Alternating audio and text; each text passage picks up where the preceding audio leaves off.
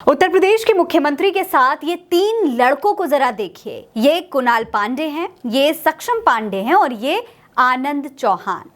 Bharatiya Janata party IT cell से जुड़े ये तीनों लड़के आईआईटी बीएचयू रेप केस के आरोपी हैं, लेकिन अब इन्हें जमानत मिल चुकी है। दोस्तों, देश में लगातार महिलाओं के साथ अपराध के खिलाफ प्रदर्शन हो रहा है। सोशल मीडिया पर, सड़कों पर, हर जगह महिलाओं के लिए आवाज उठाई जा रही है।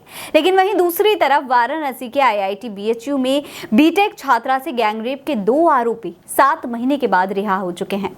इलाहाबाद हाईकोर्ट ने आरोपी कुणाल पांडे और आनंद उर्फ अभिषेक चौहान को जमानत दे दी है। तीसरा जो आरोपी है सक्षम पांडे, उसकी जमानत कोर्ट ने स्वीकार नहीं की है। उसकी जमानत अर्जी पर 16 सितंबर को सुनवाई होगी। हो सकता है वो भी रिहा हो जाए। दोस्तों, कुणाल की 24 अगस्त जबकि आनंद की 29 अगस्त को रिहाई हुई है।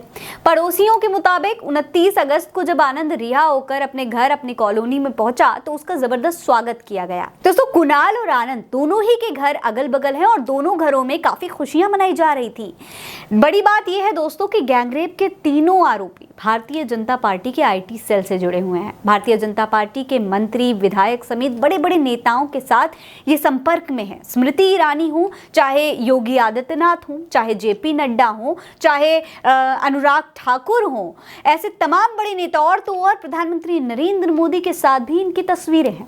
ऐसे में ये मामला और तूल पकड़ने लगा है। कांग्रेस की प्रवक्ता सुप्रिया श्रीनेट ने इस मामले पर भारतीय जनता पार्टी को घेरना शुरू कर दिया है। सुप्रिया श्रीनेट एक ट्वीट में लिखती हैं कि आईआईटी बीएचयू के दर्दनाक गैंगरेप में बीजेपी आईटी सेल से जुड़े 3 दरिंदे गिरफ्तार हुए थे। कुणाल पांडे, सक्षम पांडे और आनंद चौहान। अब इनमें से 2 को जमानत मिल गई है। एक की कुछ और दिनों में सुनवाई है। खबरों के अनुसार छूटने पर आरोपियों का स्वागत किया गया। बीजेपी बेटियों का नाम मत लेना। इसके अलावा सपा नेता आईपी सिंह ने मामले पर ट्वीट करते हुए कहा है कि आईआईटी बीएचयू छात्रा से गैंगरेप के आरोपियों को हाईकोर्ट से जमानत, कुणाल और आनंद 7 महीने के बाद जेल से रिहा। फांसी की सजा के बजाय बलात्कारियों को हाईकोर्ट से जमानत मिल गई है। तीनों बलात्कारी बीजेपी के पदाधिकारी हैं।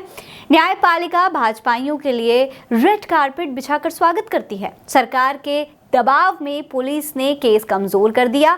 ममता दीदी बलात्कारियों को फांसी देने की वकालत केंद्र सरकार से कर रही हैं। वहीं कांग्रेस की नेता पंखुड़ी पाठक ने बताया है कि भारत में आखिर रेप खत्म क्यों नहीं हो रहे, क्यों नहीं रुक रहे हैं।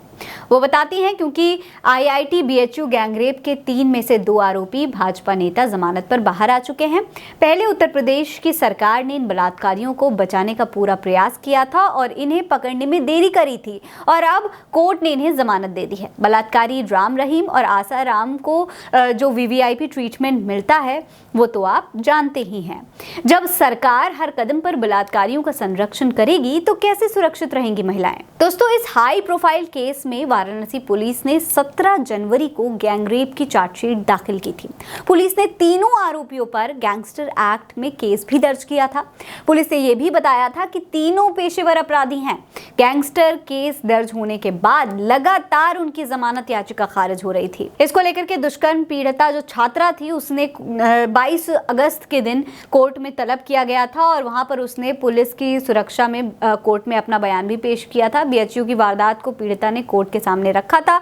उसने बताया था कि तीनों आरोपियों ने दरिंदगी की है, उसे धमकाया है और फिर वहां से फरार भी हो गए। पीड़िता ने यह भी बताया दोस्तों कि घटना के बाद से कई तरीके के दबाव भी वो महसूस कर रही थी। बाहर आते जाते भी उसे डर लगता था, इसीलिए ज्यादातर समय वो अपने हॉस्टल में ही रहा करती थी। हालांकि फिर एडीजीसी मनोज गुप्ता ने बताया कि आईआईटी बीएचयू गैंगरेप के तीनों आरोपियों की सुनवाई Varanasi fast track court POCSO में चल रही थी। जुलाई में तीनों आरोपियों ने कोर्ट में जमानत याचिका दाखिल की थी। अभियोजन के विरोध पर तीनों आरोपी यानी कि कुणाल, आनंद उर्फ अभिषेक और सक्षम की जमानत खारिज कर दी गई थी। ये पहली बार नहीं था, बल्कि इससे पहले 2 बार कोर्ट उनकी याचिका को खारिज कर चुका था। आरोपियों के खिलाफ केस और पुलिस की चार्जशीट भी मजबूत थी। याचिका खारिज होने के बाद सभी ने हाईकोर्ट की शरण ली, जहां से दोनों को, इनमें से जो 2 आरोपी हैं उनको जमानत मिल गई और एक आरोपी जो बचा हुआ है उसे कुछ ही दिन में जमानत मिल सकती है। हालांकि विपक्ष इस मामले पर काफी हमलावर है। विपक्ष का कहना है कि मोदी जी जिस अमृतकाल की बात किया करते थे, वाकई में देश में अमृतकाल चल रहा है, वही अमृतकाल चल रहा है, लेकिन बलात्कारियों के लिए ये अमृतकाल है। आपको क्या लगता है? अपनी राय हमें कमेंट सेक्शन में लिखकर जरूर बताइएगा। ये खबर आप उल्टा चश्मा यूसी पर देख रहे हैं। नमस्कार।